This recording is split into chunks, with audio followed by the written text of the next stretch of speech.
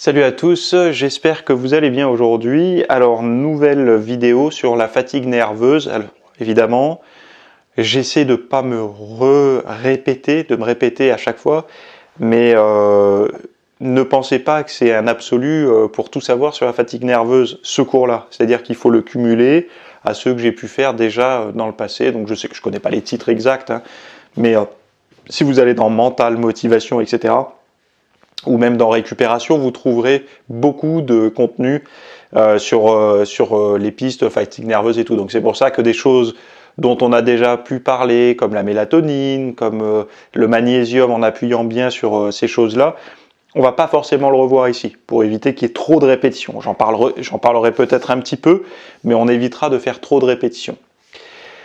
Alors déjà, pour qui est faite cette vidéo, ce cours que je propose? C'est beaucoup pour les personnes qui peuvent ressentir une forme de fatigue non induite par du sport en fait.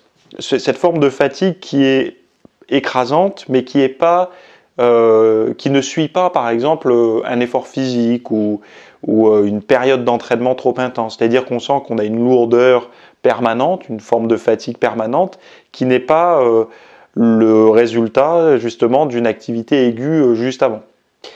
Ou alors des personnes qui sentent qu'à l'entraînement, au lieu de pouvoir s'entraîner pendant, je sais pas, 1 heure et quart, ils s'entraînent que pendant une demi-heure, 3/4 d'heure grand maximum, et à partir d'une durée plus longue, ils commencent vraiment à saturer. Donc c'est pour ces personnes-là que ça va être intéressant de regarder ça. J'ai également noté pourquoi c'est important d'en comprendre les causes de cette fameuse fatigue. Parce que tout simplement, ça peut être. Est-ce que ça peut être un épuisement? Est-ce que c'est quelque chose de normal? Est-ce que c'est dans la tête? Enfin voilà, de comprendre un petit peu les causes permet de pouvoir bosser, parce que sinon on est dans le flou, on n'avance pas en fait. L'idée étant de trouver quand même des pistes pour bêta-tester des solutions pour essayer de remédier à ça. Et on verra justement en parlant de ça des outils et des solutions, et surtout de la recherche, ce qu'elle a pu apporter par rapport à ça. Au niveau cérébral, mais également au niveau physique, musculaire, pardon. Et de voir un petit peu quels sont les mécanismes pour récupérer, et surtout qu'est-ce qui dégrade et qu'est-ce qui permet de récupérer.